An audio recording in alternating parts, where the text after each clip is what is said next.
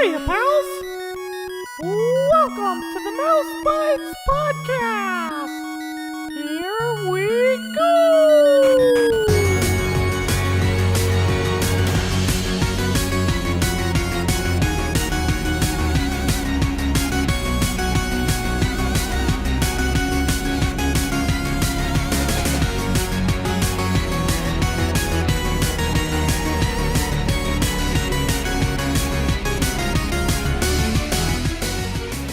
Hello and welcome to Mouse Bytes, the show all about Disney video games, past and present, episode 21. I'm your host, Clay, and today I'm joined by my faithful co-host, Jeph. Hello, Jeph. Hello there. How are you, sir? I'm doing quite well. How about yourself? Nice. I'm doing very well. It's a good day. Good. It's starting to get really cold where I live. Yeah? It was like at freezing temperature last night before I went to bed, which was pretty crazy. That's crazy. It was 86 degrees here yesterday, which is, Jeez. I mean, it's never been in the 80s in October, let alone the last week of October or September leading into October. It's like, it's just crazy. Yeah, it's currently 44 degrees here in Wisconsin, so I think my fall is going to go by really quick and it's going to hit. Yeah, you're going to go right into the the Arctic abyss. Can't wait. Oh, boy. Yeah. So, Jeph, are you a big fan of Pixar movies? Why, yes, I am. Why do you ask? Because today we're taking a look at a Pixar game. In fact, I don't know. Have we reviewed any Pixar games on here thus far? That is an excellent question. I do not remember. I don't think we have. I don't think we have either, but I'm not 100% sure. I know we have a couple on the docket after this one in the Okay. future. Yeah. But that being said, today we are taking a look in depth at a game called Rush, a Disney Pixar adventure. Here we go. Follow me. Just keep swimming. Just keep swimming. Could you go faster?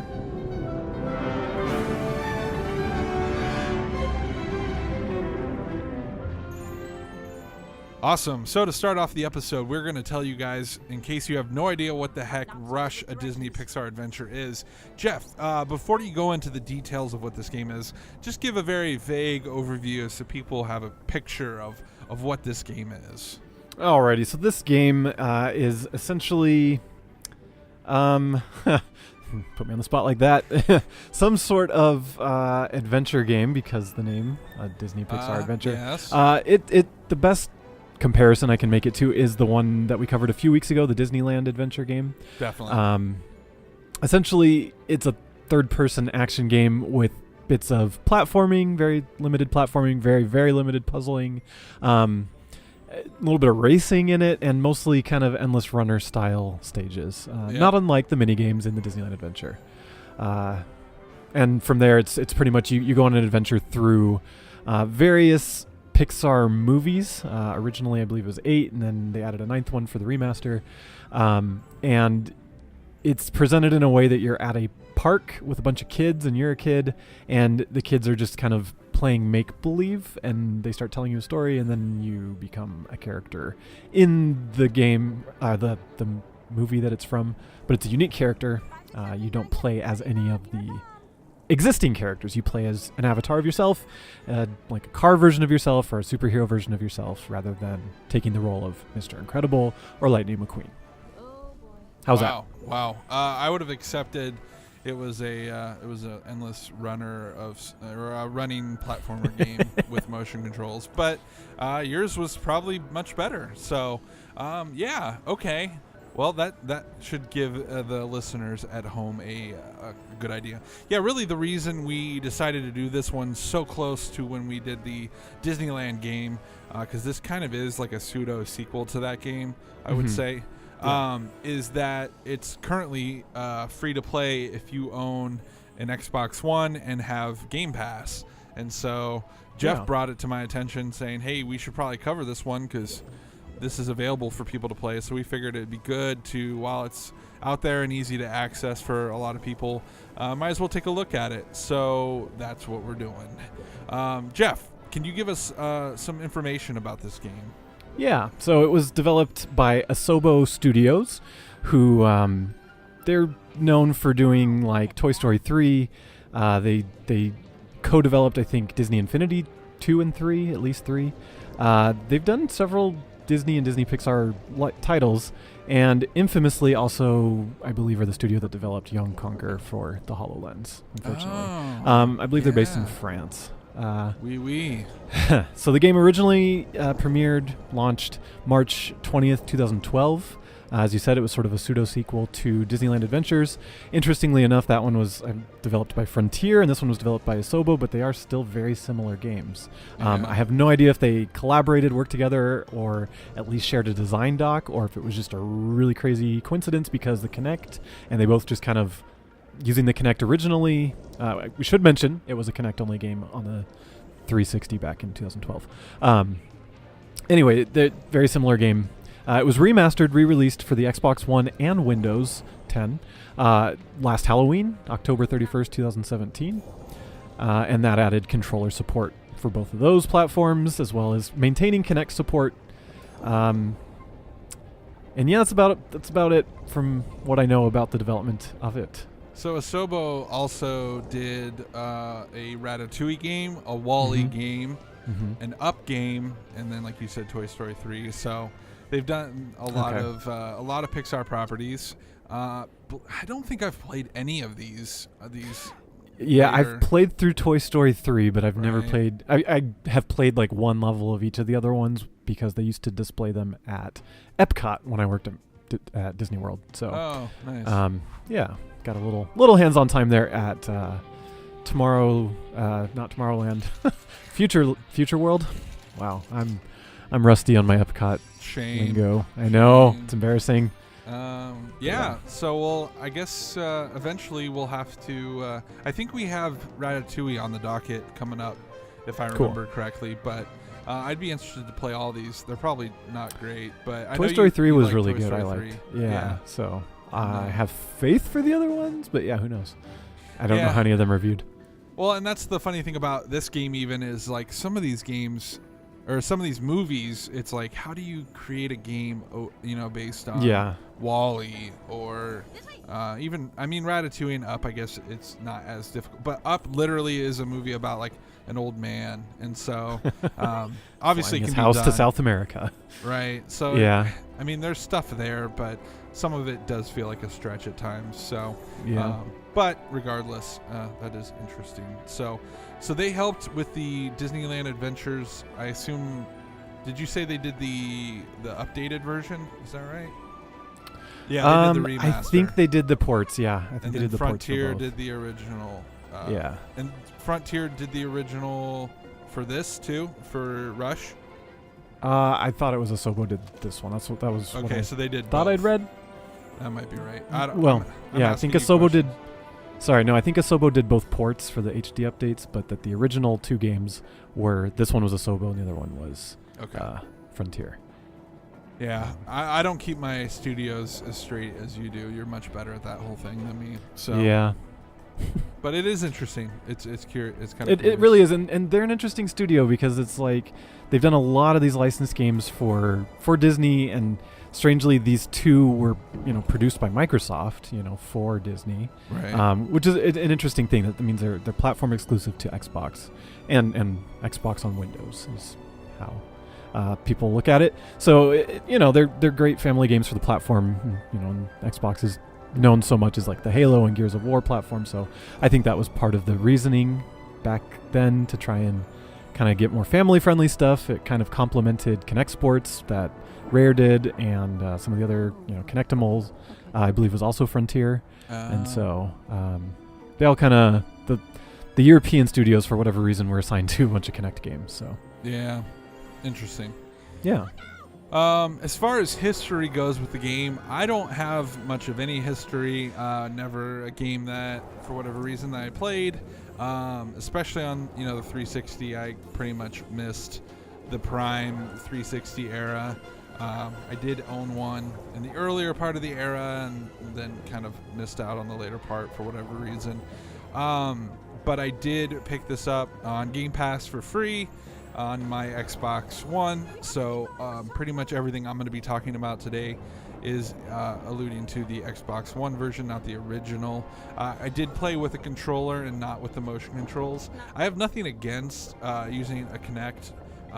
Partially, the reasons I didn't use it is A, I'm lazy, and I'd just rather sit there, and B, I don't know. I just wanted to see. I feel like the controller experience would probably be less frustrating, so I just kind of stuck with that. If I really wanted to be a good reviewer, I would have done both. But right, I had that same thought, but. So yeah, what about you, Jeph? Any history with this game? I remember it being announced and being excited about it. Kind of similar to my history with Disneyland Adventures, where I didn't really get to play it initially. That one, the original Disneyland one, I got to play at my now wife's, at the time, roommate's apartment. Really randomly. Yeah. This one though, I had not played. So I had bought it before it went on to Game Pass because it was on clearance last spring. Because when they relaunched both of these, they were at like $30 US. So it was already cheaper than the original release, but I was like, it's a little expendy. So I think I got it at like 50% off sometime in the spring. That was my first experience with it, and then I replayed it a little more leading up to this episode. And again, only on Xbox One. I did not have the 360 version, so no experience with that. And I also used a controller. I got an Xbox One X recently, I think since our last episode, and I don't have the Kinect adapter for it because Microsoft doesn't sell it anymore, and it's expensive on eBay. So gotta look into that, see if there's any solutions, because I have a few Kinect games I really do enjoy, like Kinect Sports Rivals. So yeah, bummer. Yeah. Oh, and Fantasia, which I would love to cover on the show as well. Oh, yeah. I was really excited when they announced Fantasia, and then the more I looked into it, I was like, oh, this is song stupid. Selection was awful. If they had done classic Disney mixed in with maybe some well-known party tunes instead of such contemporary stuff. Yeah. It was. We could still look at it though. It's really good controls. It's made by the people that make Rock Band and the original Guitar Hero, so like it's a good game, but yeah, the music selection is not that great. Bummer. Yeah. How dare they taint the name of Fantasia with this I modern garbage? I'm such an old soul. All right. Anyways, let's go ahead and take a quick break. When we come back, we will get into the gameplay discussion.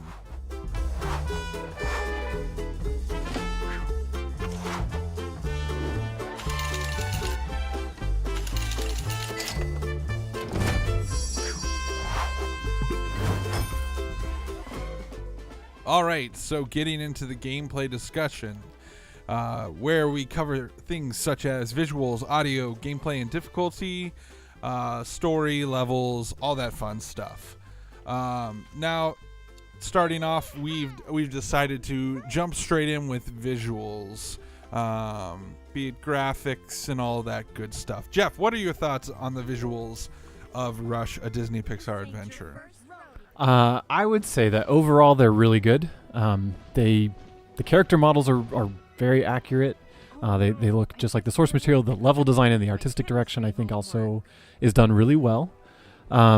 There's kind of the same with Disneyland. There's just a few visual glitches here and there, things that pop in or don't load right, or just something that, like, you could tell they took a shortcut because of...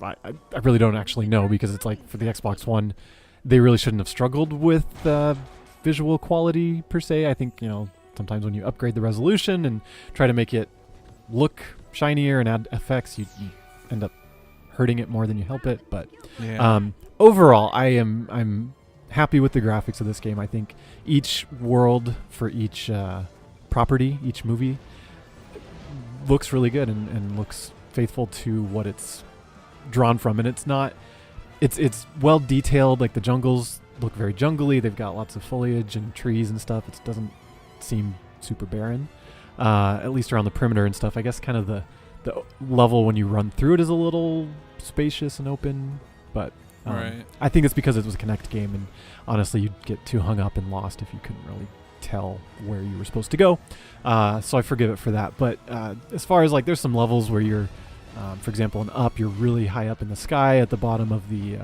blimp, and it just looks really cool to see the jungle down below you. And there's a couple flight levels, either like a not a parachuting one. There's we'll get into the levels later, but there's a Toy Story one where you're like free falling straight down, and that looks really cool. Yeah. You see like the town down below, and it's kind of blurred with this nice little soft effect.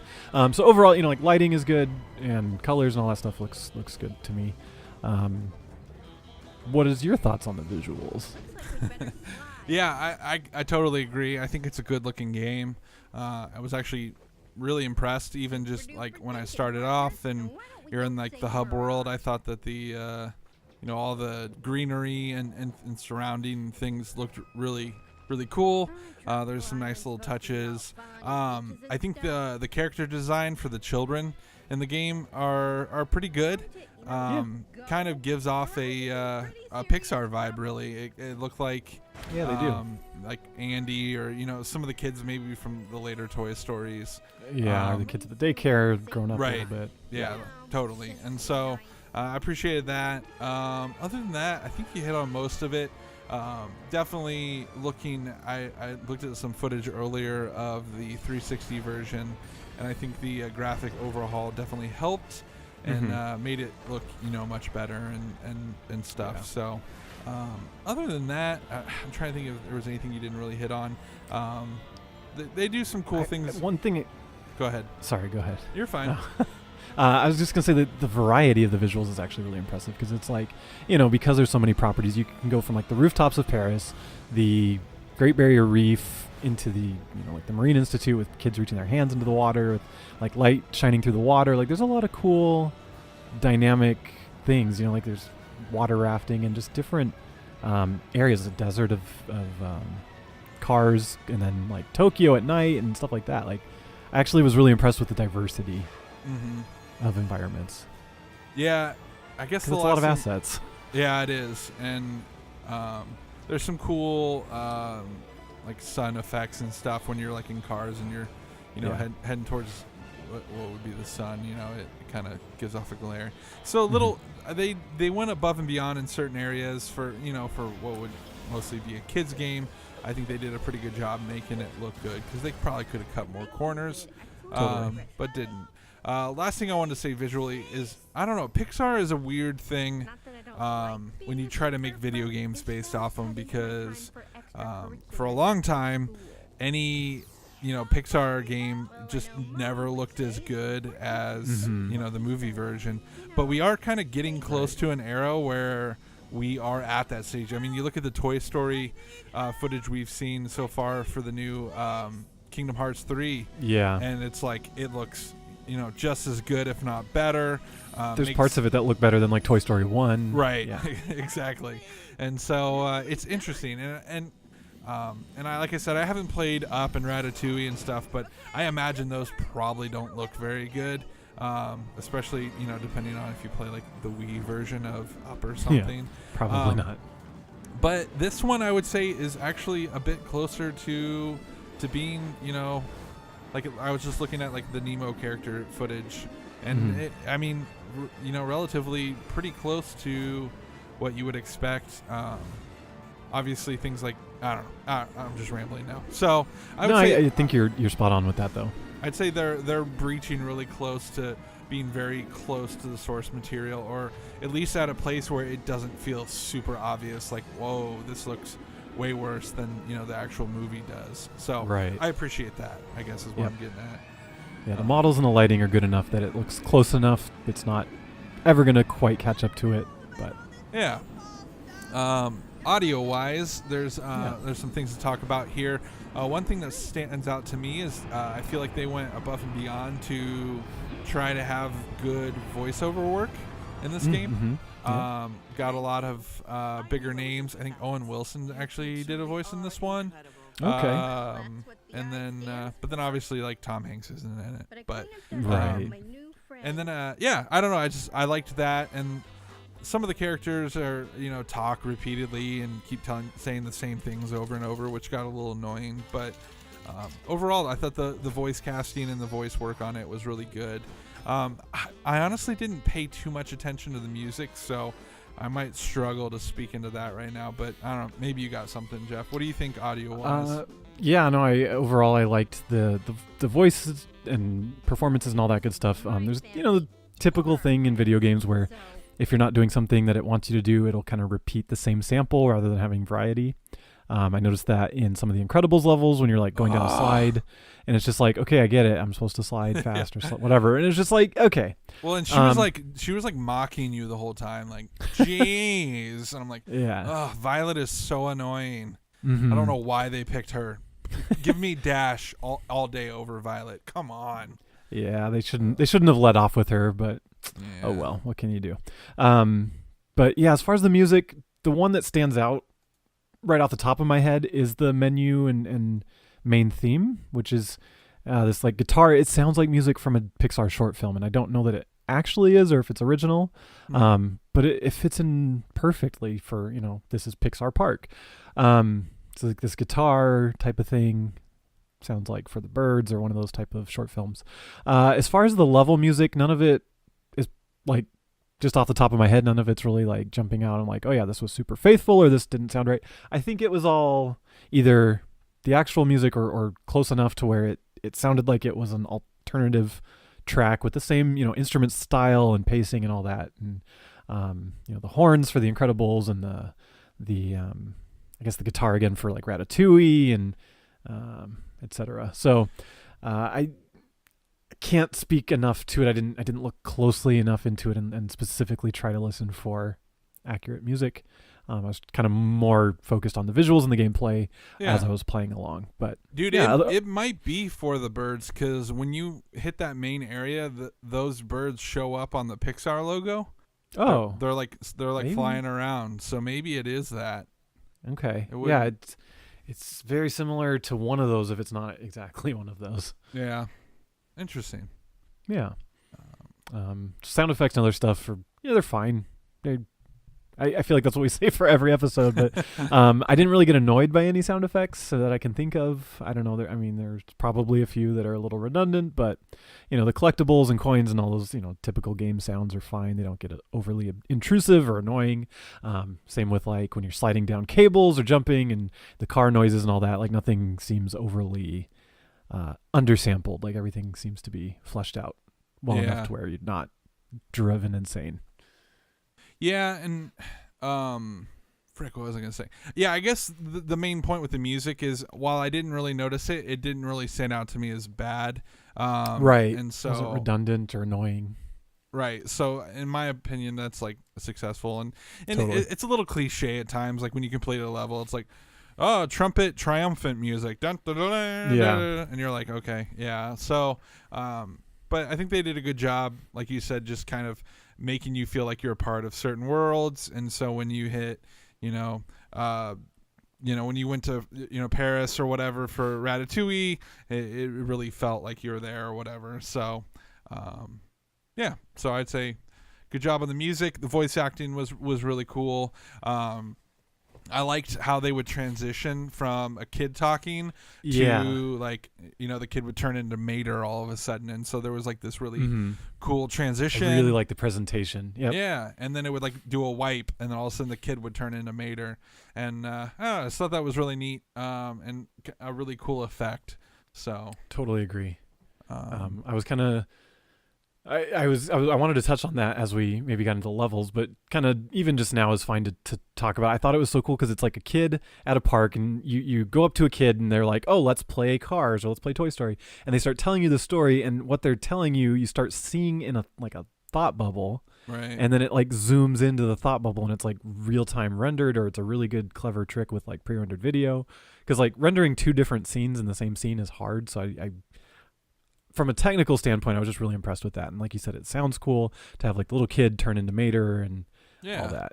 So totally agree with you and really wanted to touch on that. So glad you thought so too. Yeah, totally. And I don't know. I think it's a fun way to come up with additional storylines. So you don't have to exactly play precisely what the movie was, because it doesn't matter that the bad guy from Up died at the end. You can bring him back in this game because it's just some kid's scenario that he's come up with when he's playing pretend, and so you can kind of do whatever. And then and that's another interesting thing about this game is the player themselves takes the role of, typically, I think on almost all of them, a different character or a new character. So in Toy Story, it generates a new toy based off kind of the way you look. There's a new car in Cars, and I think it's pretty much all of them. You are like a different character, and so but then when you get to like the new mode they added, which was Finding Dory, you either play as Nemo or what's the little turtle's name? Crush. Oh, little Squirt. Squirt. And and so some of them you don't, but for the most part you kind of play as your own kind of side character or whatever. So I thought that was a little interesting, and it allows you to interact with the main characters a little more freely, I guess. Rather than just playing as Carl the whole time or whatever. Right. Or being Russell, you're just a wilderness explorer. But what's cool is it's almost like it's doubling down on the entire premise, maybe not premise, but like sort of those intros of Toy Story, at least 1 and 3, where it's Andy playing with his toys and like using his imagination, and like the evil Dr. Porkchop. Like it's sort of like you're these kids at this Pixar park imagining these grand scenarios that obviously are reminiscent of the movies, but not identical. Like you said, they're kind of inspired by, but not the same. Right. I love that. I think that that's a really cool concept, and actually might have even worked great for a Toy Story game, and actually thinking back on Toy Story 3, it does have elements, and I can see some parallels and similarities of, Andy at the beginning of those movies and this game and that game. So I think they kind of nailed a good way to do storytelling and make it work for a game where you're not just replaying the plot line of the game. So I give them kudos for that, for sure. Definitely.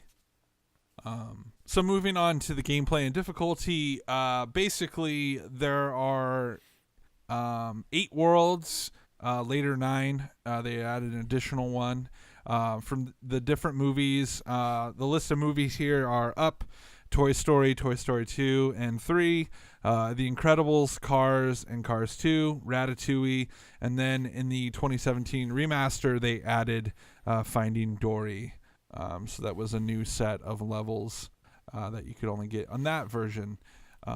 So as Jeph mentioned earlier, the player is going through these levels and trying to collect coins, as well as getting the best time possible, and get the most points so you can unlock extra levels and other extras, such as like there's new buddies, new goals, special abilities, and good old concept art. So there's multiple things to do in each level, different routes you can take. It's not super linear to the point that you play the level the same way every time, but I think they're trying to encourage you to play the level multiple times. Throughout the levels, the player can uncover secret areas that may require special abilities and the buddies that I mentioned. In those secret areas, you find a buddy coin. When you get all 4 buddy coins in a level, you get to play as one of the characters in that level. So it changes who you can play as, and they have the different abilities, I think. So okay, I never got to that point. Yeah, it'd take a while. Like I found a couple buddy coins per level, but I never found all 4 in like one go through. But yeah, depending on how many points you get in a level, you are awarded a medal, either a bronze, silver, or gold, and then there's also a platinum one. So every time you like take a hit or do something wrong, you lose some your coins, and I would assume it slows your time down and stuff. So it is kind of about getting through the level as quick as possible, collecting as much as you can, but also like exploring and finding different things. It's kind of an interesting mixture of things. I don't know. It's hard. It's not easy to die in this game. I think there's a couple pits you fall down into, and it just like respawns you back up or whatever. So there's no I don't think you can game over in this, which is like good for a kid, And so, but I don't know. Every now and then you'll be running really fast, and all of a sudden you'll hit an area, and it's like, figure out a way to continue. It's like a little puzzle area, like you mentioned, Jeph, and I don't know. Those are kind of lackluster. Like the Up ones were kind of like, man. Toy Story is like, find a couple batteries, and then you find them, and then you move on. Yeah. And it's interesting because it's like, yeah, they had to make it so it's more accessible for kids, and I think they intentionally kept or held back so that, it wouldn't be too crazy. But yeah, like there's literally the puzzles in like the beginning of the first up level is you go stand on this cage or whatever, and you wait for Russell to go stand on like another one, and then you jump and pull down a lever and it lifts him up and he gets something, or pushes a lever to get you to somewhere higher. And it's really not anything that involved or whatever. It doesn't require much problem solving. It's kind of just you stand and wait for him to do his thing. I think the game has a 2-player mode, and that might be a little more fun when it's like couch co-op. Right. Because then you are problem solving. Then the AI doesn't just automatically go to where it needs to go to. But the other thing I'm not sure of is for Kinect controls, if you're just auto running, because obviously with Kinect, there's no run button or joystick or whatever. And, the problem with, say, Disneyland Adventures was to navigate the overworld, you had to hold your arm in front of you, straight out, and it was awful. But in all the levels for that one, it was an endless runner where it just auto ran. This one pretty much gives you control of the joystick for most of them. The exception being like a slide or rails or whatever level. But most of the kind of run around levels, you have free roam with the joystick. You can go back and left and up and down. So I don't know how that would work on Kinect, because I assume it just keeps moving you forward and you can kind of choose to kind of lean left or whatever, but I'm not sure. I wonder if you have to lean forward to move forward. Who knows? Yeah, I don't know. We should have looked more into that. Sorry, everybody.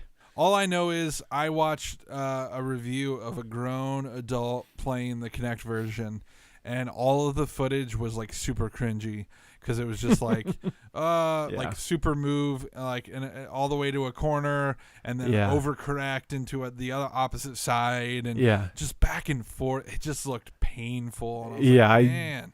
I am glad they added controller support, and I don't know that I ever really want to. Like, I want to try the Kinect, but I don't think I'd ever play it through with the Kinect. Yeah, I mean, like the jumping would be fun, and like there's a part where you're like tight roping and you got to keep your balance. Like I could see that being kind of neat.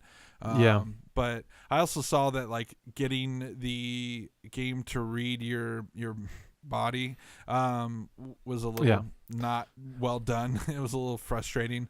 But was that on the original version or the updated one? I believe it was on the original was what I saw. Yeah, the older Kinect was not as finessey. It wasn't as fine point, whatever. Right. I don't know, so maybe right adjective. Yeah. Maybe it's better now. It maybe was improved, but they may have just kind of faked it. Yeah. Who knows? So I don't know. We could just read through all. So there's not really a story to this, like we said. Each kind of level has its own story. There's not an overarching story. You kind of are just a kid that you're dropped into a level and you just kind of run around. I don't know.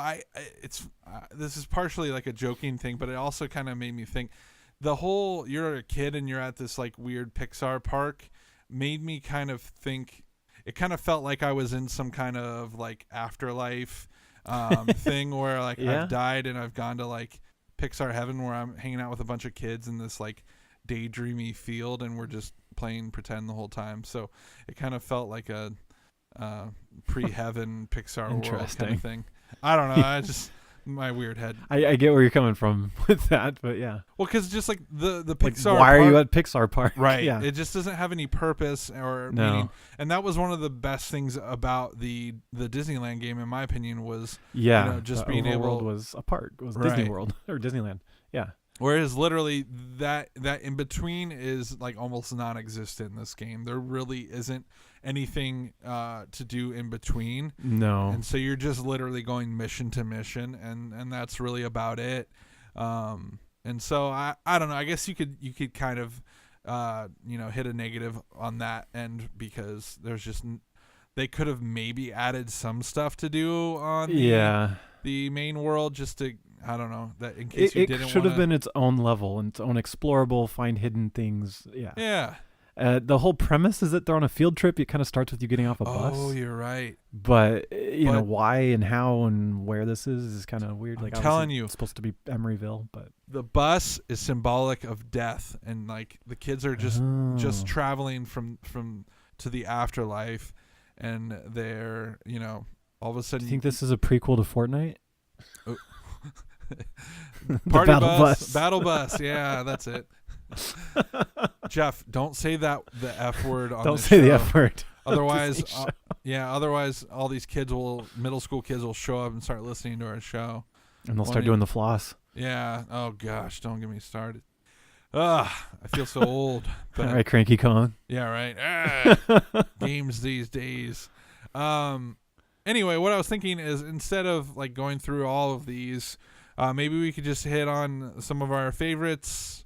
I think just kind of touch on the highlights of each movie, I think would work. Yeah, that's fine. So you start off with Incredibles, where basically it turns you into a superhero. To be fair, you can choose anyone you want. You don't have to start with The Incredibles. Although I did start with The Incredibles. Well, I just started with however they were listed on our show. Okay. Interesting. But yeah, I literally went left to right, I think, when I got in for the game, because I was like, just go one side to the other. And so basically, I didn't play through the entirety of all of these. I played at least one level of all of them, and then I think I played through the entirety of Ratatouille, because that's probably my favorite movie out of all of these. And so, which is probably why it's going to be my favorite. But yeah, and so you're your own superhero in The Incredibles, and then each level you get paired with either Violet, Dash, or Mr. Incredible, and you're running through the level and fighting things and collecting coins, because why not, you know? Yeah. Yeah, I don't know. You have any? I don't really have a lot with this one. This one felt like the closest to an endless runner to me. Yeah. Temple Run. More so than, it was much more like that than any of the other ones. Mm-hmm. Yeah, and like I said, Violet's freaking annoying, so I would. I should have played the Dash level, but oh well. The environments are cool. It's like, secret layers and then Metroville and different stuff like that. So yeah, and there was one part where you're falling. I think those falling sequences work really well. That's true. And they're in pretty much all these games, but I always think those are somewhat fun. The controls were a little wonky on it, but for the most part, it worked. I think it's just a remnant of like converting motion controls that are a little forgiving because of the nature of motion controls into controller supported controls. Like something is always lost in translation in this one and in Disneyland, where it's like it's a little jerky and it's a little less smooth than you would expect.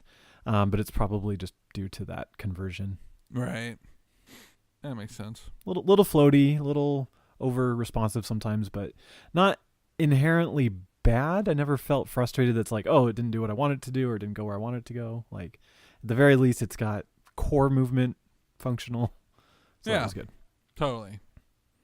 And like the hitboxes around coins is pretty generous as well. So. Yeah, you don't even have to like really touch it. Just getting even a little bit close is good enough. Yep. Yeah. But there's like no way to collect all the coins in one run. No, and something we kind of really haven't touched on is sort of like you mentioned that there's different ways to go through the levels, but really a lot of them are semi-linear, heading from start to finish, but there's often times where it's like you can go take the up path or the down path. You can take the left path or the right path, right? The over or the through. So it's again like a temple run or like several games of that genre. And some of them might have like a 5 coin bonus, or some of them might have like 1 or 2. So it's essentially repetition, learning the level and figuring out the optimal path or where the secrets are to get a better time or to get a higher coin score. Totally. Yeah, which is great for kids because they'll play this, Totally. When I was a kid, I would have loved this game as a kid. Totally. And you just keep playing it and you get better and you learn where everything is. But as an adult, you don't have time for that crap. You're like, no, I'm good. I played through that level. I did my sightseeing and I'm moving on. Yeah. Yep. Totally. So after that is Ratatouille, which is I would say is probably my favorite just because I like the property the most. There's like a rooftop level where you're running around rescuing other rats and letting them out of like jars, I guess. Or wait, you're in, or like one of your your character's in a jar, or one of them is, and you're trying to get them to. Is it a meal maybe? I don't know. Yeah. And then after that, you're down below where it's like the flooding scene where you're rafting on water, trying to get through the sewers. Yeah. That one was just okay. And then the last one is Stop That Chef, where with Remy, where you're going in and out of kitchens and restaurants trying to, and then you do battle with the I don't remember what his name is, the bad guy, basically. The bad chef. Yeah, the bad chef. And I don't know, it was a fun sequence because you're running in and out of restaurants, people are screaming, and then you're in the kitchen. You go between like the kitchen and the dining room, right? Yeah. It's super cool. That echoes what I said earlier about like the diverse environments per level. It's like you go from like the streets of Paris up on the roof, and then down in the sewer, and then like the kitchen and the restaurant. Like you cover a good, breadth of the movie in just these three sequences, which I think is great. Yeah, and then there was like a mini boss sequence where you're throwing tomatoes at the bad chef guy, and like I don't know, it resembles like playing a complete level, even if it is just you continuously heading towards this thing at the end of the level that it like never feels like you're gonna eventually ever get to. Somehow it's handled better than that one level in Hercules, though. With Cyclops. It's like the same principle, really, but way better execution. Definitely. Do you want to move into the next? Yeah, sure. Yeah. So next one is Up, and I lightly touched on a couple sequences of that earlier, but basically the first one has you chasing the house, which is kind of cool because it's like you can see it and you're sort of following it, and you run through the jungle and up and over things and through trees, and eventually you end up in like a river raft. One thing that's cool about several of the levels is that there's like two mechanics. Not all of them, but some of them, where it's like you'll start running and then you'll end in a vehicle, or you'll start running and end in like floating or falling or something. I like that. And like The Incredibles, you run and then you end up on a slide. So I thought it was cool. I could totally see the Kinect controls for the rafting part of this being annoying because you kind of have to paddle. And in this one, you could use the stick and go like left, right, and that was really annoying, and it wasn't working very well because my timing was crap. And so I just started pushing buttons, and the X button just does both controls like automatically. So that worked out. And I didn't play like the second or third one, but I did kind of watch YouTube videos of so you go through the blimp is the second level, and I guess you're freeing birds. I assume they're Kevin's friends. I'm not actually sure. But yeah, essentially it's like you get to see that set piece, and at times you kind of go down into the underneath part where you're sliding down cables, and that's where you get that view of the jungle. I thought it looked really cool. And then like the last level is the canyon, similar to that chase with the dogs in the canyon in the movie, which seems sort of backwards in sequence as far as I thought that was before they got to the blimp, and the blimp was the end of the movie, but like they kind of did that a couple times, like they do it with Toy Story as well. So, I don't know. Did you have anything to add to the Up? No. I did think it was funny when you're chasing after the house. If you just flat out stop moving, the house just like waits for you. And so that it's always just perfectly out of reach. It never actually gets away from you. Yeah. You're just like, which is good for kids. Right, totally. But it's like such a tease. You're like, oh, house, you're not really going to leave me. The wind only blows when I run. Yeah. I am a god. There's definitely a god complex. The airplane sequence at the end of Up looks pretty cool. I wish I could have played that. I mean, I love flight games. I thought that was like one of the best parts of the movie was all the dogs flying around in airplanes. Literally dog fighting. Yeah. Yeah. I'm like, what is happening? Why are there dogs in airplanes? Like, I don't know, but it's awesome. People remember how great and emotional that movie is. And, it's like, oh yeah, it was nominated for Best Picture. But I think it's like you almost forget the dog fighting part when you're thinking back on the movie. You're like, that is a ridiculous sequence. It's hilarious. It's awesome. But it's like, there are dogs flying fighter planes as a 70-year-old man and a 90-year-old man fight on top of a blimp. Like, it is such a weird sequence, but I love it. Yeah, totally. All right, what's next? Next we have Toy Story, and this one I noticed at the top of the show doc, whatever source we cited said that it included Toy Story, Toy Story 2, and Toy Story 3. As far as I can tell, it only includes Toy Story 3 and Toy Story 2. Because it starts the daycare dash. You're looking for batteries. You're in the daycare from the third one, and you're following the daycare lady or Bonnie or one of them, and it ends with you getting through the little trash chute, just like the end of the movie, and then you get on RC or a version of RC and go through the streets, which I again thought was really cool to kind of mix mechanics and do all that. I really liked the first Toy Story level. I thought it looked great, and you see some of the characters, and had little puzzles that I can recall. I don't remember right off the top of my head. That was one of the earlier ones I played. Yeah. But it was an enjoyable level, and it looked good. The next one is straight out of Toy Story 2, where you kind of go through the airport security machine and then up into the plane, and then you end up falling out of the plane. And it basically becomes the parachute level from Pilot Wings, which is hilarious but awesome. And I really like that. And I don't know if it was an intentional or not. I've got to think that it was, because it is so similar.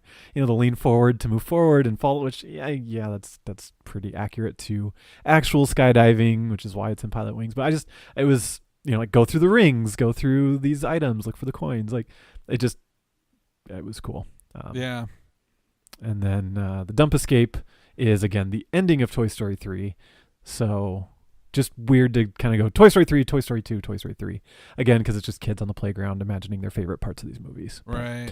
Well, I'm going to say that the RC car chase is from Toy Story 1. Okay. You're right. It absolutely is inspired from the ending of that movie, but it's still in front of the daycare from Toy Story 3. Right. But that's a valid argument. I'll take it. All right. Dump escape. The only thing I saw online was like you kind of go through that conveyor belt that Lotso betrays them on. Spoiler alert. Spoilers. Hey, it's been 8 years. And then I actually don't remember what the ending of this one looked like. I imagine there's a second sequence past the furnace or in the furnace, but right. Yeah, good. Again, good diversity as far as the 3 locales and 3 really important, memorable moments from the Toy Story franchise, which is great. Yeah. And they avoided the almost cliche at this point of Andy's room, where right. Toy Story 2 the game starts in there. Toy Story 3 the game has a lot of Andy's room and Bonnie room levels. So, yeah. We need to cover some Toy Story games on this show. I don't think we should maybe just do that as a trilogy or something back to back. That'd be fun. That would be cool. Yeah. Get that on the schedule. Next year's looking good. You want to just go ahead and cover the last 2? Yeah. So Cars is what we got here next. Fancy Driving with Tow Mater is the first level. Kind of outdoors, where you're driving around. What is it? Radiator Springs. I always want to say Radiator Falls for some reason. There's a waterfall outside of it. I could see that. Yeah, I don't know where I'm getting falls from, but and then after that, there's another level, Bomb Squad, where you're with Holly Shiftwell, and that one is in Tokyo, looking area. Reminiscent of, was that the second movie? That's the second movie, yeah. So you're going through the streets there. I don't know. I didn't really play this one. And then the last one is Convoy Hunt with Finn McMissile. I'm pretty sure. What was the guy's also voice? From the voice second? actor for him. I don't remember. Oh, Michael Caine. Gosh. Anyway, you're like in the tropical area from 2. I don't know if this is like Brazil or what this is supposed to be, but it's you're chasing after it's a Mediterranean city. I'm not brushed up on my character names. The Francesco guy, I think that's his name. He has a bomb strapped to him, and no, that was the second one. And then this one, there's like a helicopter you're chasing after through Brazil, and he keeps dropping bombs and blowing up the road ahead of you and stuff. So it's kind of cool. Lots of explosions and diversions that you have to kind of go around. You also get wings on your car for this one, so you can kind of glide after you jump or go off ramps and stuff. You have these little... Yeah, it's kind of neat. It's a pretty action-packed, version. It looks like a ride that you would see at like Disney or something. with lots of things going on in front of you, helicopters dropping bombs off and stuff. And then finally, Finding Dory, which this is the one where I said you can play 2 different characters. The first level is Coral Reef, where you're pretty much like surfing, like in the first Finding Nemo game, where you're hitting those what are those things called? Like the EAC jet streams. Yeah. The jet streams. Yeah. And so you're kind of cruising through. You're weaving in and out of jellyfish areas, and then there's like big whales and stuff. So it's kind of cool. And then obviously you have like the reef area from the movies as well that you're weaving in and out of. And then the next level is the Marine Life Institute, or Instituti if you enjoy a good fart joke. And and then we're not sure if there's a third level. So there's not too many detail. Like, this game just didn't get a lot of coverage, and so it's there's not a lot of comprehensive stuff just right off the top of a Google search. And I just didn't play through. I'm watching through some stuff. It looks like at one point you're going through a bunch of like tunnels and stuff. I don't know. Yeah, I think that's sort of reminiscent of the first Nemo with the all drains lead to the sea type thing. Right. I don't know if it's related to the Institute, or like that's how you get into the Institute, or if that's a separate level, or if that's right. Not sure. Didn't really play through more than just the first Coral Reef section. But it's really pretty. Like, I really like the Finding Dory stuff. Yeah. I just love underwater levels and like the light shining through, and you're not super deep, so it's like you can see the top of the water. And in the Marine Life Institute, I saw some videos where like you see kids reaching into the petting pool, whatever thing where you can like touch starfish and stingrays. So you have to kind of like dodge those, which is kind of fun and cool, but just looks cool. Definitely. So I think that's it. You got a favorite out of those, Jeph? That's an excellent question. I think I would go with Toy Story. I like the variety of play types, because you know there's running, there's driving, and then there's like that falling with style. Yeah. And then just sort of the variety of locales. So I think I would go with that one. What about yourself? You said Ratatouille? Yeah, Ratatouille. Just for the last level where you're going in and out of the kitchen and the eating area and stuff. I think it played really well. It was pretty cool. So cool. All right, time for final thoughts, Jeph. What are you thinking after discussing it and playing it and all that?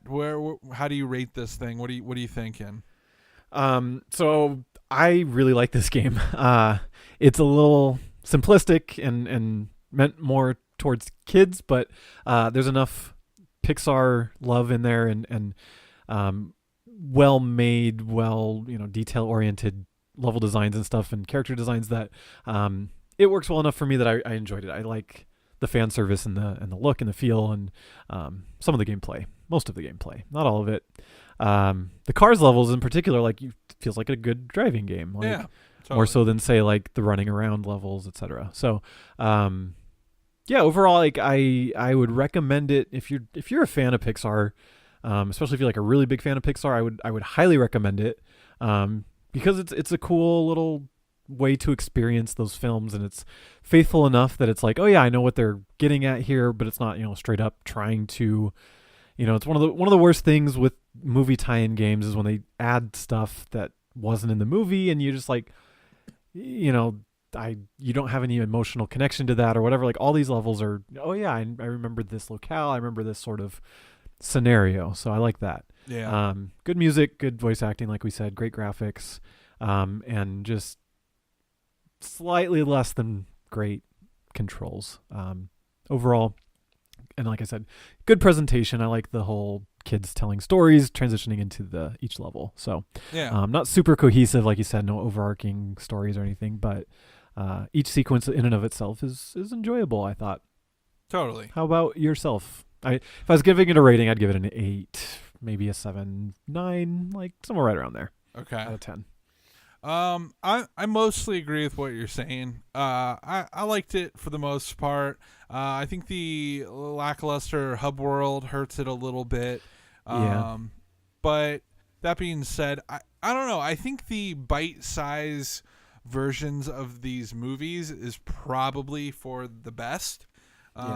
Until we play some of these other Pixar games where they spend an entire video game, devoted towards Ratatouille or Up or whatever. It's hard to say, but it might be kind of a blessing just to have bite-size adventures with these properties rather than, picking the highlights rather than trying to figure out what to do with a boring part. Yeah.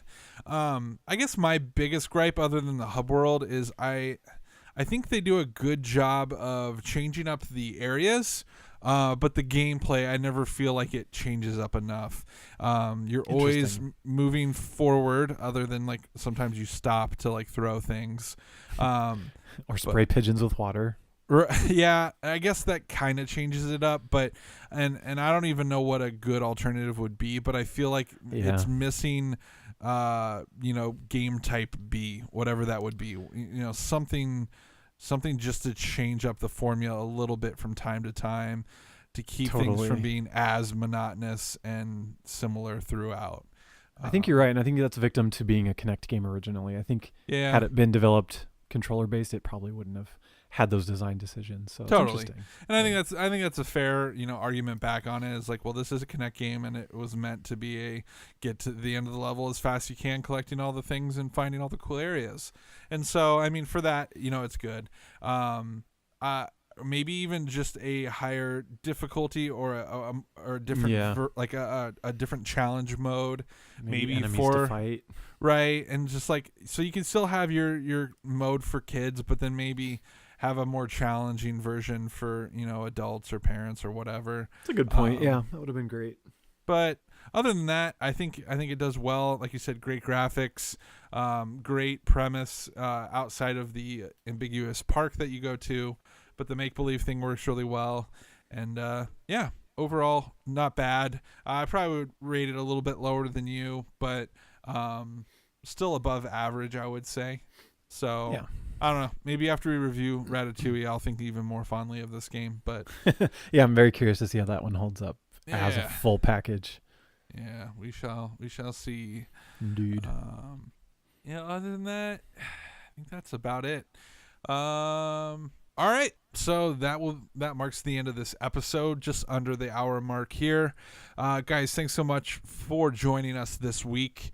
If you haven't already, check out our Movie Bytes episode that we just posted last week, where me and Jeph and our good friend Dave review and talk about Pinocchio, the animated movie from Disney. We once a month we're reviewing movies, Disney animated movies, alongside the normal video games that we're reviewing. So check that out. It should be pretty cool. So other than that, you can also go to the nintendovillage.com. From there, you can find links to all of our other episodes that we've done. We have 20 other episodes for you to choose from.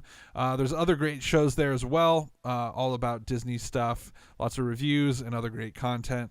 You can also watch our episodes on YouTube along with gameplay footage from each game. So if you'd like to look at gameplay footage while you listen, check it out. All right, that's it. Thanks so much, guys. Join us next episode where we will be taking a look at Adventures in the Magic Kingdom for the NES. It should be a good time, wouldn't you say, Jeffrin? It seems like it will be. We shall see. We shall see. All right, guys, have a great day, and we'll see you next time. Woo, this episode was such a rush. We beat Skinner! Let's just savor this moment.